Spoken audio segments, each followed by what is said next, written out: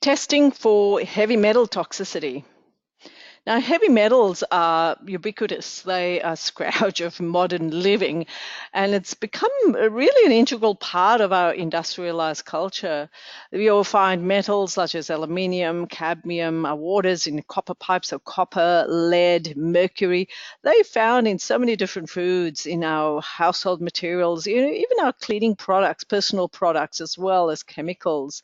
So these toxic elements, they interfere with the enzyme function, and they disrupt cellular activities.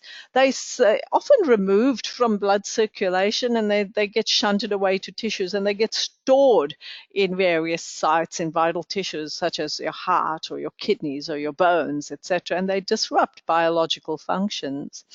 One major area of toxicity is mercury, which is often found in our amalgams, dental amalgams.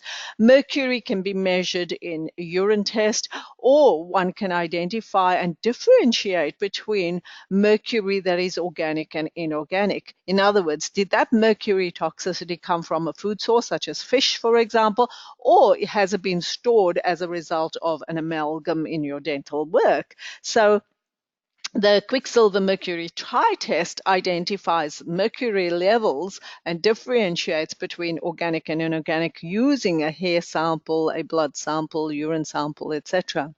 Now, if you want to examine the level of heavy metals in our, that's been there for a long time, hair is in actual fact a storage vesicle. So it gives you an indication of how much of your heavy metals you've been exposed to and have been stored in your hair, as an example.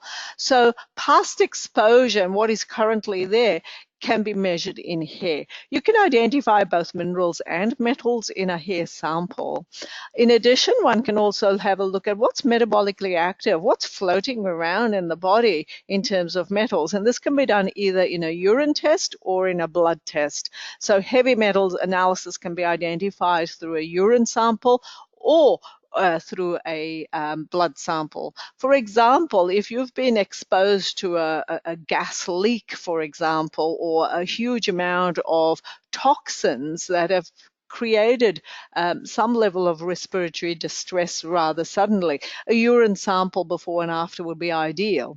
Whereas, let's say if you're having a tooth implant or a metal plate inserted into your body and you want to examine whether that particular metal alloy, they never one metal, as a combination of metals, your body would be able to tolerate that particular metal in your body. Before the operation, you can actually go ahead and test for your toxicities.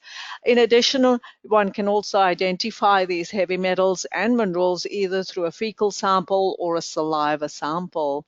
So there's so many samples that one can identify heavy metals, and they are playing a major role in lots of chronic complex inflammatory conditions. So if you'd like to determine which test is right for you, please speak with your healthcare professional, or you may want to contact us to order a test or interpret your results or even seek guidance on your health condition. To learn more, check out our Learning Center for in-depth education on this very topic. Thank you.